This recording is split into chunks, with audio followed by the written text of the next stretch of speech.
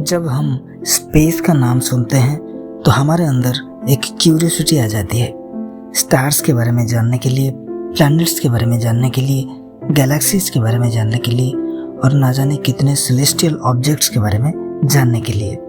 इसी क्यूरियोसिटी की वजह से ह्यूमन बीइंग्स यानी कि हम लोगों ने स्पेस में रॉकेट्स भेजे, सैटेलाइट्स भेजे और आजकल तो स्पेस को मिलिटराइज भी किया जा रहा है। चाइना हो, यूएस हो या रसिया हो, हर कोई लगा है स्पेस को एक्सप्लोर करने में। जहाँ तक गवर्नमेंट लेवल पे स्पेस को एक्सप्लोर करने की बात है वो तो थोड़ा ठीक है, लेकिन जब बात आती है स्पेस की कमर्शियलाइजेशन की तो इसमें प्राइवेट प्लेयर्स भी इन्वॉल्व हो जाते हैं और ये थोड़ा दुष्प्रभावी बन जाता है। एलन मस्क जो कि अपने इनोवेटिव आइडियाज़ के लिए फेमस हैं, उनकी कंपनी स्पेसएक्स ने अभी तक 1740 सैटेलाइट्स लॉन्च किए हैं और अभी भी उनकी कंपनी बहुत से सैटेलाइट्स लॉन्च कर रही है। चाइना अभी स्पेस में माइनिंग करने के ऊपर काम कर रहा है।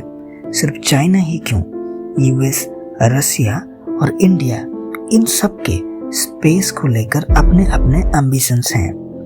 अब इस चीज़ की बहुत सी बेनिफिट्स हैं, लेकिन ये सारे बेनिफिट्स शॉर्ट टर्म बेनिफिट्स हैं। अगर हम लॉन्ग टर्म में देखें तो ये हमारे लिए डेंजरस भी साबित हो सकता है, क्योंकि जैसे ही प्राइवेट कंपनीज स्पेस एक्सप्लोरेशन में ज़्यादा से ज़्यादा पार्टिसिपेट करेंगे, वैसे ही स्पेस में जो सैटेलाइट्स हैं उनके नंबर्स बढ़ने लगेंगी। इससे क्या होगा, स्पेस जो डिब्री है यानी कि जो मलबे हैं वो बहुत ज़्यादा हो जाएंगी। सैटेलाइट्स का एक बड़ा सा चेन तैयार हो जाएगा और ऐसा नहीं है कि सारे सैटेलाइट्स सही से काम करेंगे। जब कोई सैटेलाइट्स खराब हो जाएगा तो या तो धरती के और गिर जाएगा या फिर वहीं वो घूमने लगेगा और जो हमारे जो फ्यूचर मिशंस हैं या फिर जो हमारे इंटरनेशनल स्पेस स्टेशन हैं उनके लिए भी वो खतरा बन सकता है। अब जो दूसरा खतरा है स्पेस में एक्सप्लोरेशन करने की वो ये है कि हम जब स्पेस में एक्सप्लोरेशन करेंगे तो उससे हमें लाभ तो कम होगा, लेकिन हमारा जो नुकसान है वो ज़्यादा होगा, क्योंकि स्पेस में एक्सप्लोरेशन करने से हमको प्लेजर मिल सकता है, लेकिन हम अर्थ का जो रिसोर्सेस हैं जैसे कि पेट्रोलियम जो फ्यूल वगैरह हैं वो तो वहाँ पे लगाएंगे। उससे क्या होगा, यहाँ के रिसोर्सेस कम होंगे और वो किस कीमत पे कम होंगे कि हमें थोड़ा प्लेजर देने के लिए, हमारा जो क्यूरियोसिटी है उसको थोड़ा काम डाउन करने के लिए हम उसको यूज़ करेंगे। तो ये भी अच्छी बात नहीं है कि जिस चीज़ से हमें ज़्यादा लाभ नहीं हो उस चीज़ के पीछे हम ज़्यादा से ज़्यादा खर्चे करें।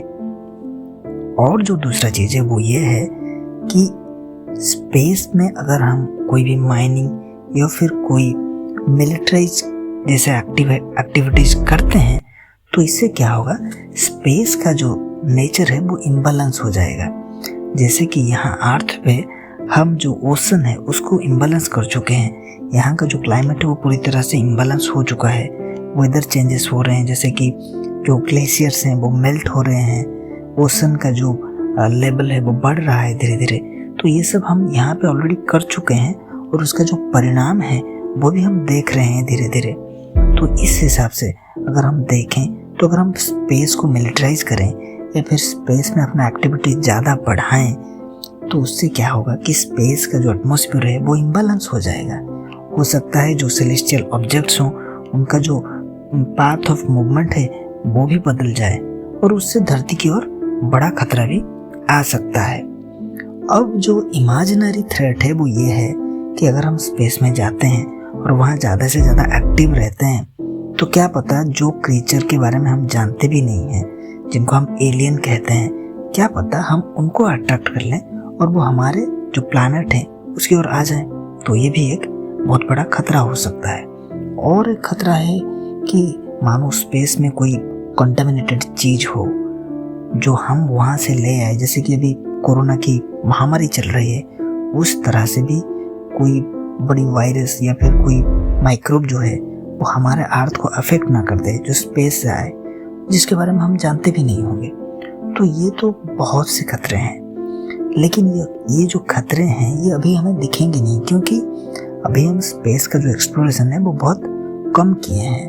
और हमें अभी पता नहीं चल रहा है, क्योंकि जो चीज़ें हैं वो धीरे धीरे अनफोल्ड होने लगेंगी टाइम के साथ। तो ये जो खतरे हैं ये लॉन्ग टर्म के लिए हैं, लेकिन जो बेनिफिट्स हैं वो अभी हमें शॉर्ट टर्म में बहुत ज़्यादा देखने को मिलेंगे। इसीलिए तो जो प्राइवेट कंपनीज हैं वो ज़्यादा से ज़्यादा प्रमोट कर रही हैं इसको, टेक्नोलॉजिकल सुपीरियरिटी बता रहे हैं ह्यूमंस की। तो ये ठीक है, लेकिन लॉन्ग टर्म में ये हमारे लिए डिसएडवांटेजेस हो सकते हैं।